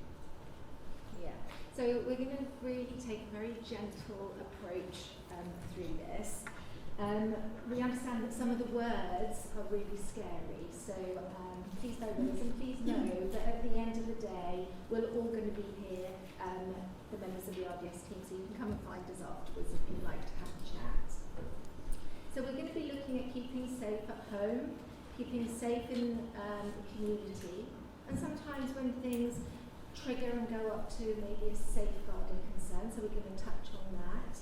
And also we're going to touch on sectioning. We're going to try and unpick some of those scenarios. We'll try and break some myths around what the words are and what the processes are, and make it more easily accessible to you. So first of all, we'll look at safety at home. We've got a few scenarios to share with you around things that maybe you could do to reduce that tension at home. So to avoid conflict really, so these are kind of easygoing things that you might all be experiencing, different versions of these things. So first of all, let's have a look at food and drink at home. You know, we know people with a diagnosis of FTD, they love those sweet things, don't they? Sometimes they like alcohol. So some of the issues and strategies, Nikki. Yeah, these are ones that we often get asked about, and Ian touched on sort of, pick up anything in your mouth, but also compulsions and the changes in sort of people's tastes and wanting to have ice cream for breakfast, lunch, dinner, snacks, supper, that compulsion of wanting that food all the time. So quite easy, isn't it, to say no, we're not going to have that, we won't do that at all, but it doesn't work, does it? No. Not especially if it's ice cream. Yes, yeah. And I think it's about using food as treats, limiting access to them. Sometimes that's actually putting locks on cupboards. It might just be a child lock so they can't get in there, so you know that the treats are there and you can actually give them out at an appropriate time. Or we have had members, and I know we've got one member here today, who actually put a padlock on the cupboard door where the alcohol was, and that actually worked for them. So there are scenarios around it. And I think if we talk about alcohol as well, and we all like a glass of wine or two, don't we, Karen? Especially, we like a glass of wine. But there's lots of alternatives as well now, isn't there? There's low alcohol wine, there's no alcohol, there's really good Prosecco's. Karen's told me she's tried several of them. No alcohol beer. So it's still having those treats available, still having those routines available. There's lots of people, it's That drink in the early evening. 7 o'clock, going to have a glass of wine, going to have a beer. You can still have those, and keeping with routines, especially with food, is really important, isn't it? Absolutely. But it's just making those changes to make them safer. And also, if there are any hazardous products that you have around the house, really do make sure that they are under lock and key so that they can't accidentally get mistaken for something that they could drink. There's plenty of wines out there that smell like bleach, and there's plenty of bleaches out there that smell a bit like wine. It can get really, really confusing, so it's really important for safety. And we've had several members that reported to us of hospital visits when they couldn't find the wine, but the toilet liquid smells just as good. So I would never underestimate the lengths people will go to. Yeah, absolutely. Let's move on and look at activities at home. And we can see we've got an awful lot of ladies here today that maybe are supporting their husbands. And over the years, Nikki, we've had so many of our gentlemen that like their DIY, and I think you supported one gentleman. Yes, he loved his DIY. He loved his tool collection. And he loved his tool collection that were in his shed. Seb's probably got loads in his shed, honestly. Mr. DIY is here with us today. And yes, I can just imagine this happening to Seb in the future. So I'll be there to support him. So, in the shed, all those lovely tools. But they were really precious to him. Again, sort of really part of FTD, the symptoms. Something that they really wanted to keep close to them. So being in the shed wasn't good enough. No, we wanted to keep them in the house where we can see them. They're precious diamonds. We want them close to us. It was fine when it was a few screwdrivers and maybe a hammer. Then come into the house with the big bags of cement. Then the ladders. Then the lawnmower. I don't know how big your houses are, but in most people's houses that might cramp it a little bit. So, this was the obsessiveness of bringing into the house. So what the wife sort of thought then, well, why don't we use one of the rooms upstairs. You can have a special room to put your stuff in. This is fantastic. We'll put that in the spare room. This is your room to collect your things. Work to treat. Absolutely work to treat. Now, any of you looking after somebody living with FTD knows when things work a treat, they work a treat for a while, don't they? And then they break. And then it's, oh dear, we have to do something else now. So it worked a treat for a while. He was going up to the room upstairs where his stuff was, his special room. But then it was like, no, I need to see them. I need to see them downstairs. So they would come downstairs again. But then they would, no, we'd put them upstairs, we'd put them downstairs. It was very difficult, but at the end of the day, with it moving up and down the stairs, the lovely man was really exhausted and he slept really well from early evening on. So the moral of the story with the wife was, I chose not to choose some of my battles wisely, and you know, I could make a big fuss about this, or let him go, let him do it. It occupied most of the day for him. It gave him a purpose. He was really pleased he had his room. He liked coming up and down, and he was shattered, and I got a peaceful evening. And that wonderful adjustment that that family supporter was able to do so that that gentleman really enjoyed his day is a fantastic example. What about safety though, Coram? What about people that were tradesmen? They were really good electricians and, oh, I'll fix that light over there, I'll fix that, I'm just going to take it all off and, oh blow, I can't remember how to fix it, what do I do now? And then you've come home and you've seen the lights hanging off. So, you know, that can actually be quite dangerous. So the first thing we would say is make sure you've got a number of an electrician that can come around super quick would be the first thing. Second thing is, are there any items that you can create that the person can use while they're out? So examples are a radio, that it's all right if they take that radio to bits, or and then they can rebuild it, or a lamp, that it doesn't matter if they start taking the lamp to bits. You could also find things like Meccano that they can build. We had a lovely member that used to buy her husband these kits, and one of them was matchsticks, and he would spend his time when she was out to the house, rather than taking the house to bits, bit by bit, would actually spend that time creating something absolutely wonderful. I think he created a castle and a ship over the years. So they're actually doing something that they enjoy rather than something that could be seen to be quite dangerous at home. And it's all about sense of purpose, isn't it? And I think that continuing on. And my father lived in a care home for a while. Well, he lived in 3 care homes. He kept getting banned from them because he was too naughty, to be quite honest. But the last care home that he lived in, they really honed in on this mischievous man who wanted to keep fixing things and changing things and building things because that's what he'd done all his life.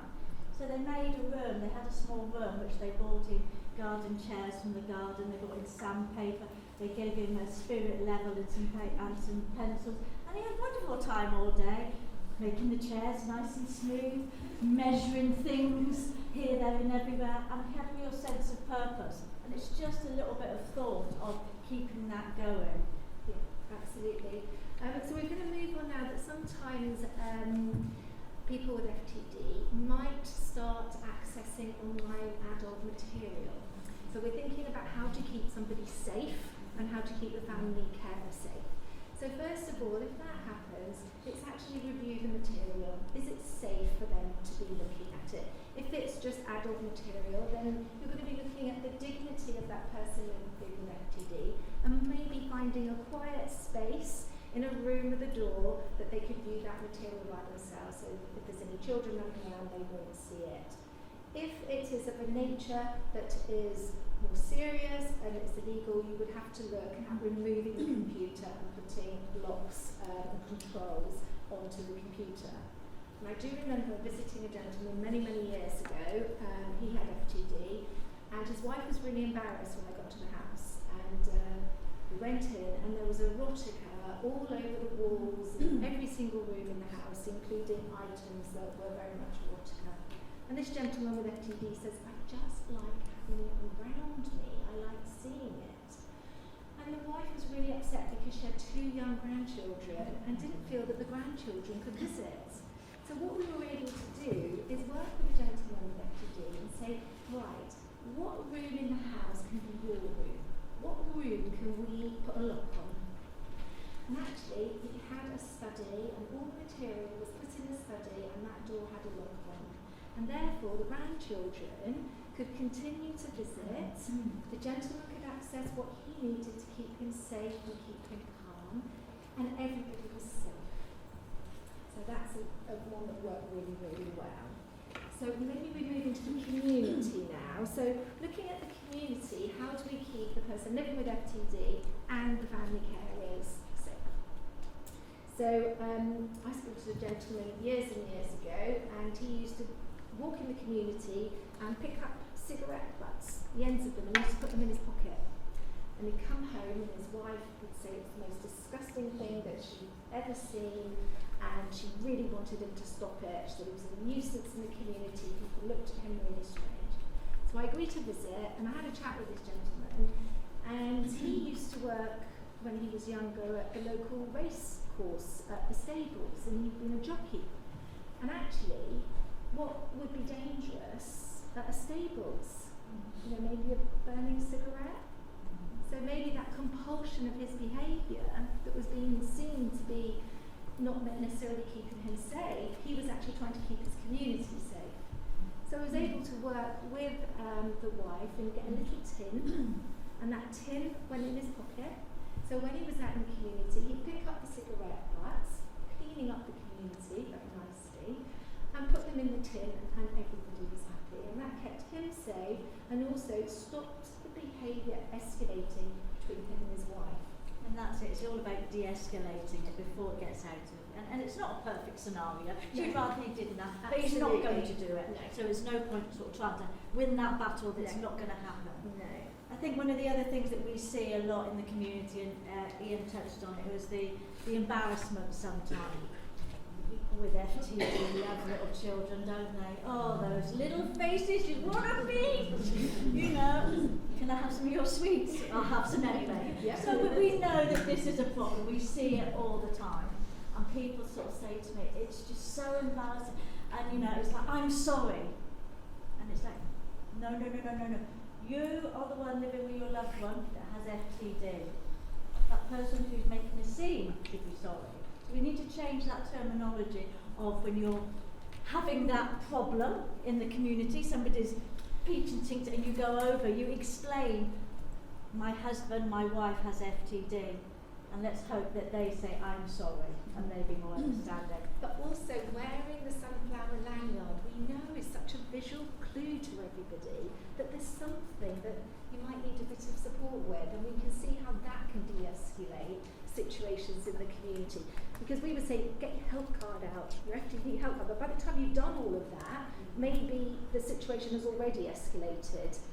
So having that, people see that straight away. It's really difficult. The cards are great, but you know, you'd have to sort of go up to them and, excuse me, what does it say on that? Whereas this actually, you know, really shows that. But I think there's other things as well when that is happening a lot to people. And we all like to walk around the park. It's picking the times to go to the park, isn't it? Yeah, absolutely. And maybe avoiding the park at, you know, when school's out or in the summer holidays, or going to that lovely picture of the woods that Ian showed, you know, with the dog, or at quieter times of the day where smaller children aren't around.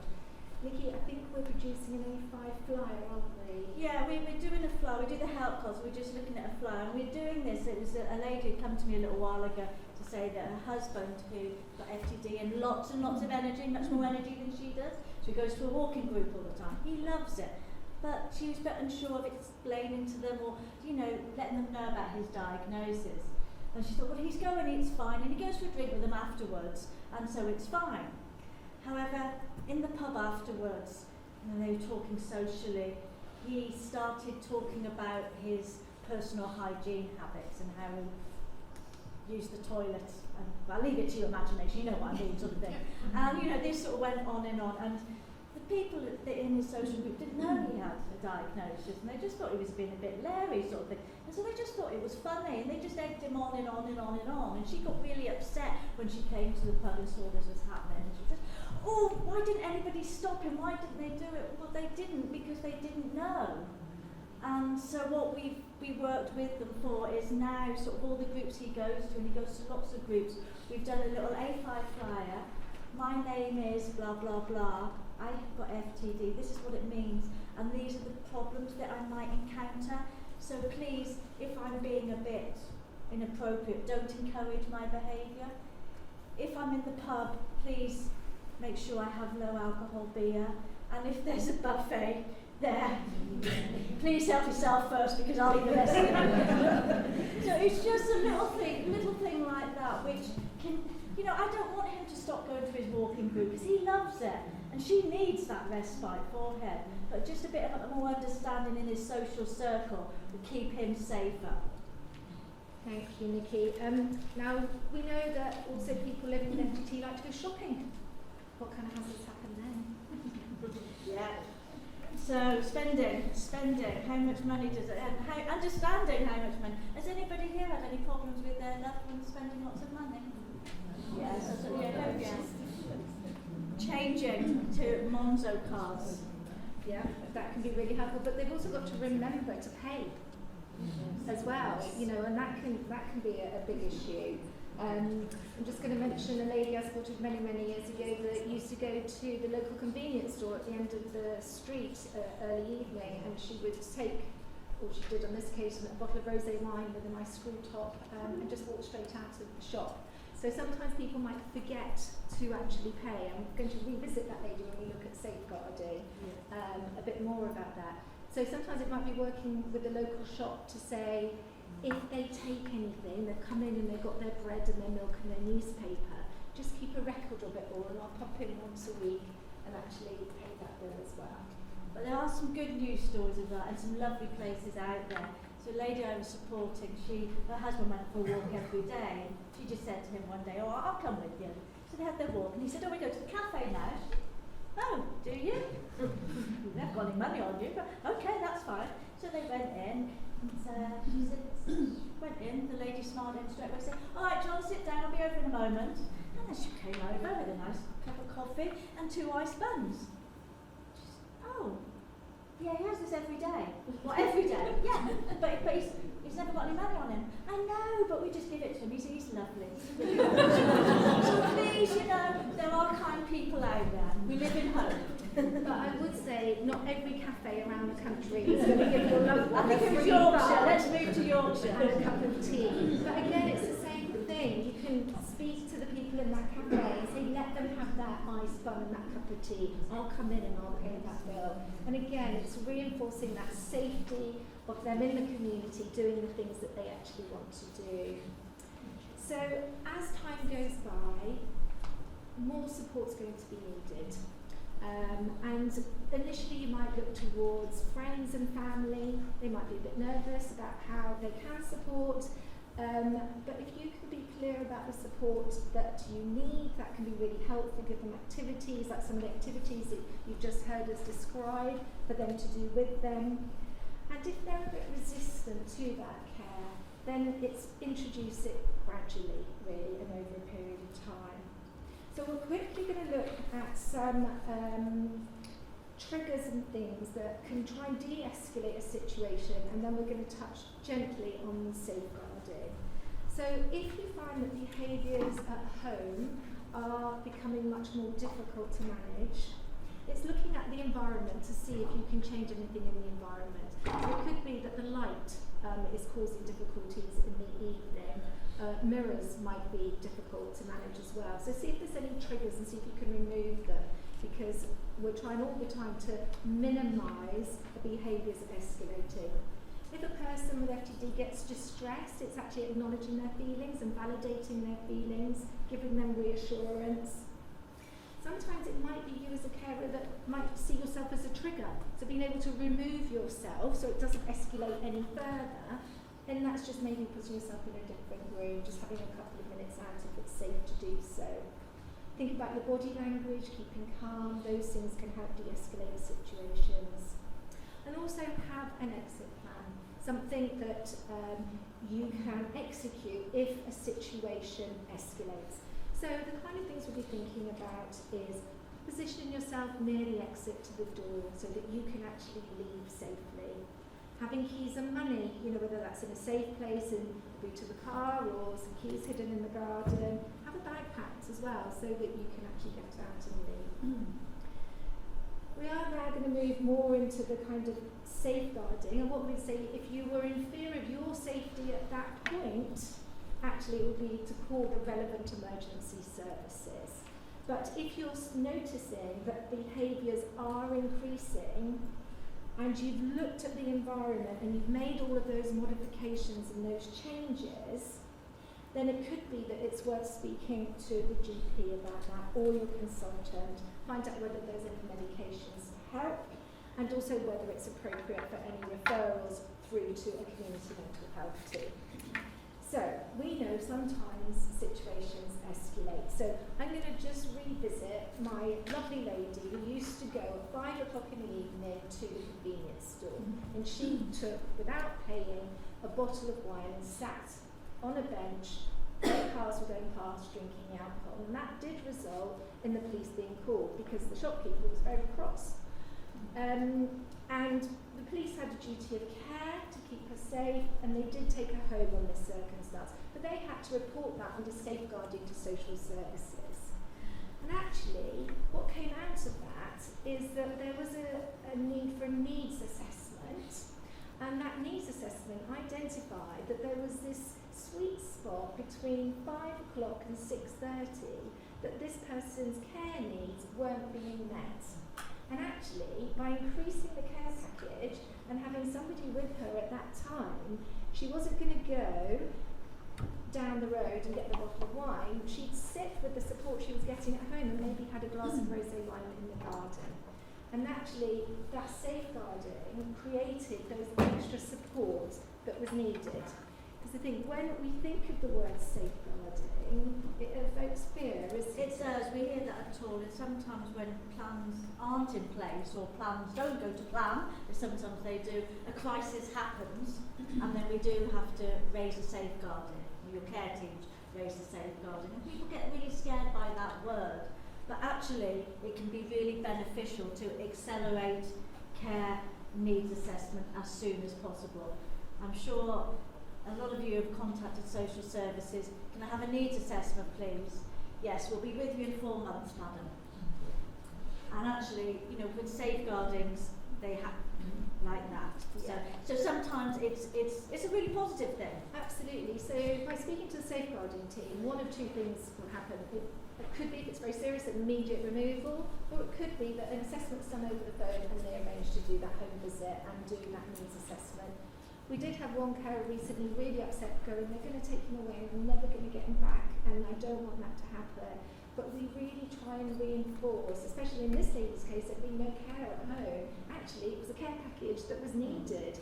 Care package was put in place. This gentleman went to daycare twice a week, had a befriender one afternoon a week, and actually they both then jogged along together really, really well for a while. I've been speaking to some social workers recently, and I really want to share this. I shared it with Nikki yesterday.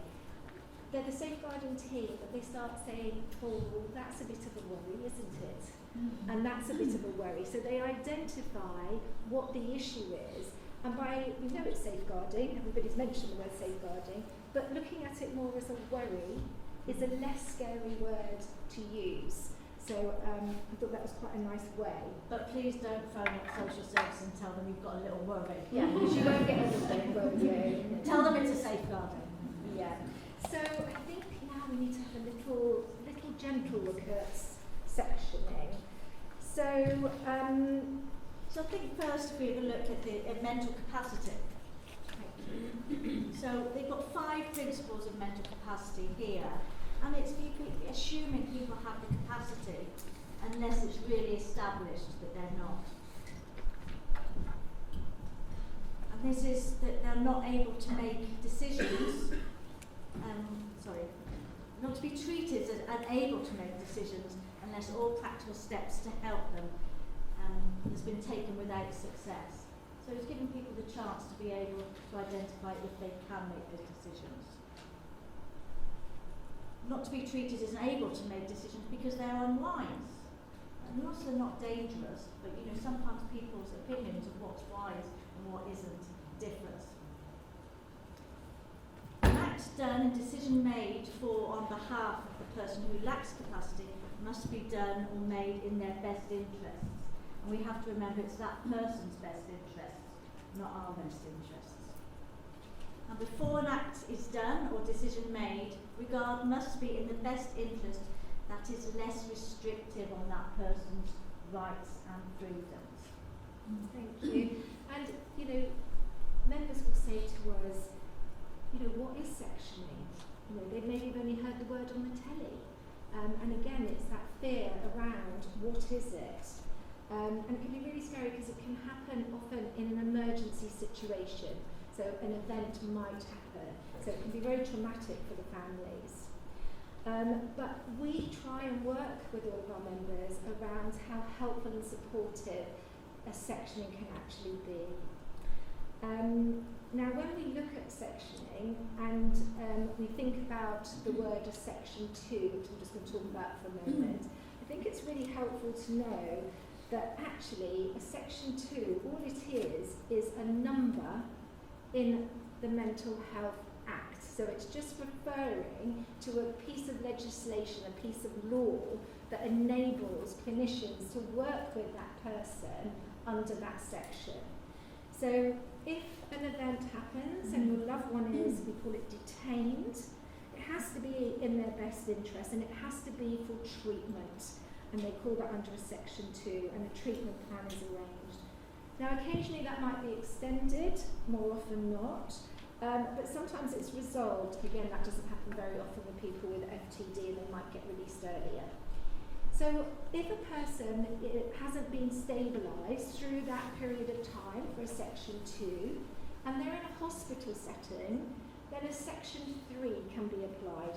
Now you have to be in a hospital setting to have a section 3, and a section 3 would be for 6 months, and they can review that for a further 6 months as well, and they can continue to extend a section 3 as long as that person is in a hospital setting. And it's all about keeping safe, isn't it? Absolutely, and it's safety to you and it's also safety to others as well, and I think that's important to know. Now, once that loved one has been stabilised, maybe medication has been introduced, they can often then come out into a care setting on a section 117.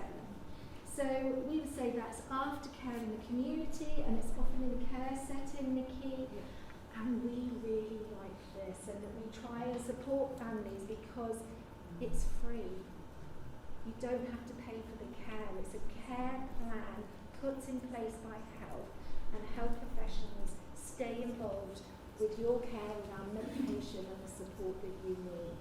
So it can be a really supportive journey. So if ever sectioning gets mentioned to you or behaviours start escalating, please come to us at Red Dementia Support so we can offer you that support to help get the best possible outcome for your loved one living with FTD. Thanks, Well, Karen. I was going to say 117 maybe in our own home, just after the nursing Yeah, home. absolutely. Yeah. We said more often More it's often. in a care setting, but yes, you're absolutely Can right. be at home more Yeah. often if we do see it within sort of residential, and that's for safety. No, I mean, I work with other people with mental health and they more often not seeing their own homes.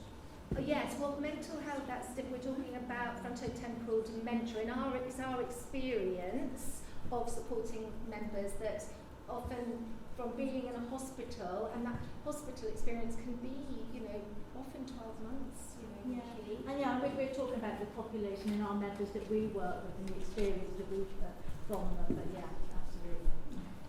Now, I think we've run over a few So yeah, minutes. sorry about that, we've run over, but hopefully we've sort of helped sort of de-scare you from some of the terminology that's out there.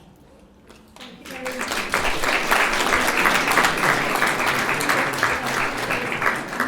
Okay, hi everyone, I'm Eve at Speak More. So I'm going to give a quick update about clinical trials. Speak up more. Okay, I'll shout.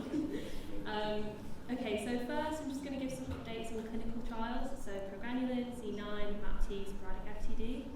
And then I'll go into some research updates. So we've got early detection of FTD, the fluidity study, and MRI updates. Okay, so firstly, progranulin. So most of our trials are currently in progranulin, and as you can see here in FTD, progranulin levels are much lower than normal, and the aim of these trials is to get them back up into the normal range. So the trial that's the furthest on is run by Electa, and this is now in phase 3. And the drug, they all have funny names. This one's called Zimmermann, and it works by stopping the breakdown of progranulin.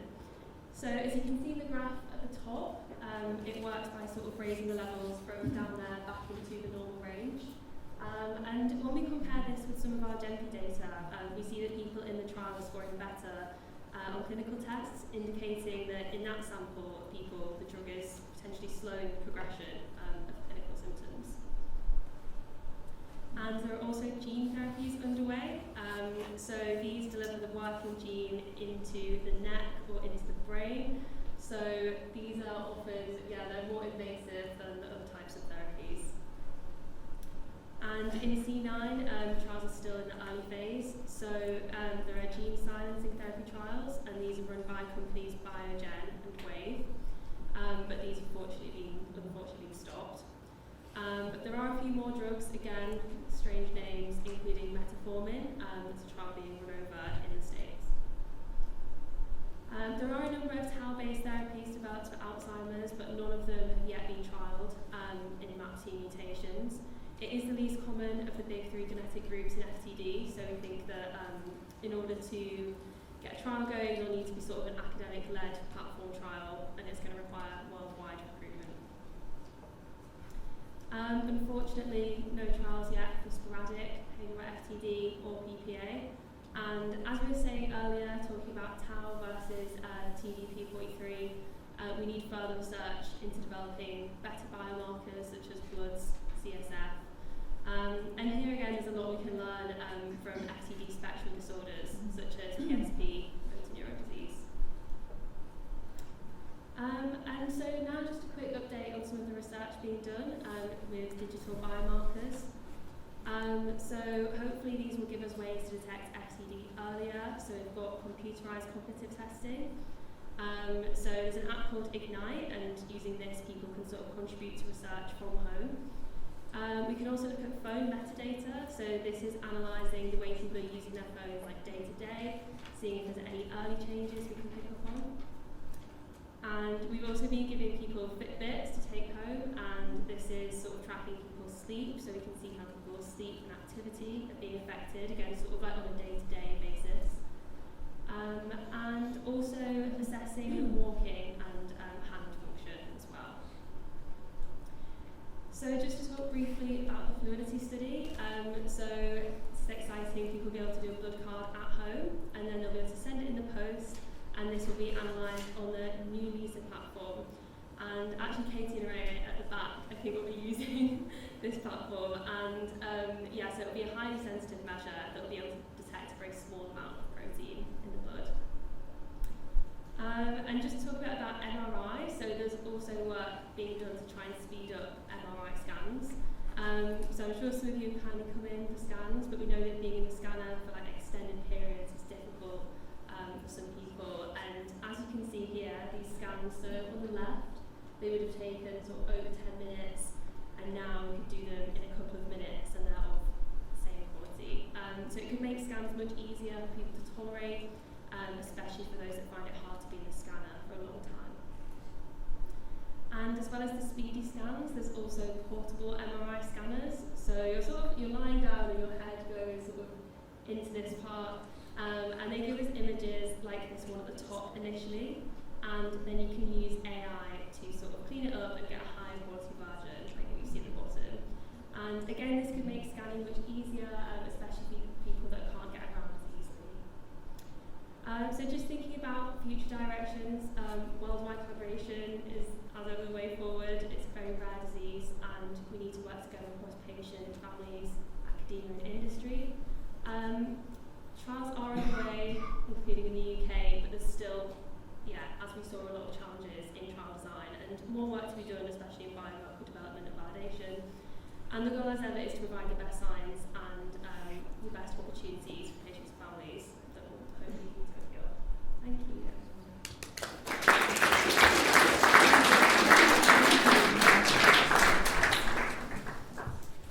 So Eve has never given a talk anywhere at all before, so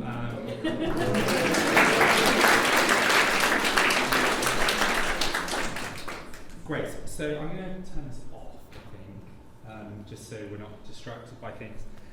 So we've got quite a bit of time to talk about things, and just to say, obviously things move on in trials, and things move on in trials every year, and as you heard, there are lots of things ongoing from, amazingly, the Elector trial for progranulin.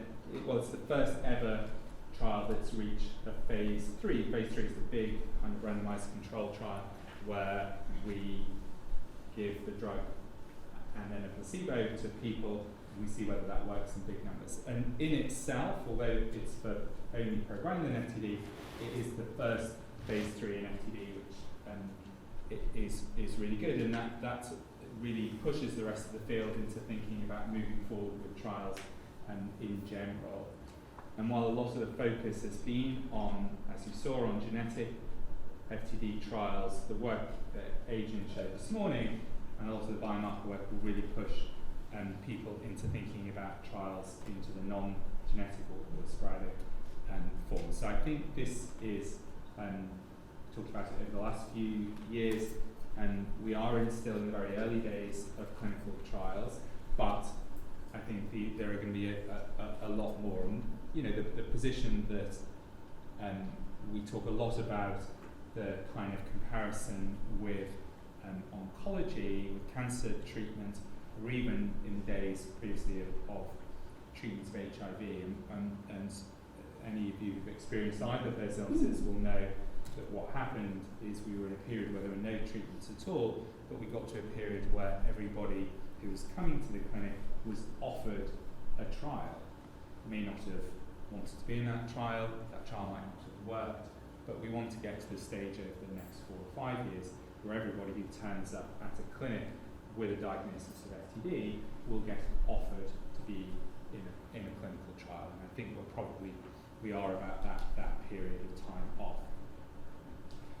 The next thing in genetic FTD will be to move from lots of these trials are in people with symptoms, and the next stage will be to start thinking about moving to prevention trials, which are trials where drugs will be given to people who carry the genetic mutation but have yet to develop symptoms. And that's really the goal of a lot of the research we do, and a lot of the work that Eve has shown you around trying to do quicker and more remote testing, whether that's the portable MRI hasn't arrived yet.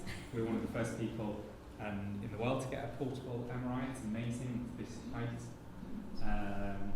this big, you can wheel it, you can use it yourself, you can put yourself in it and use an iPad to scan your head. And as many of you that have helped in our research, you know, that's hugely different than being a big MRI scanner. So that's exciting. That's arriving in the next couple of weeks, and lots of this work, all the stuff that Eve highlights, is really about making research easier, more accessible, more able for people to take part, not necessarily having to come all the way down to UCL or to a big centre to take part. A lot of it is around, can we send you home with, taking a blood sample at home, wearing a Fitbit, having your phone, using some stuff on an iPad, even turning up at your home with an MRI scan in the back of a van.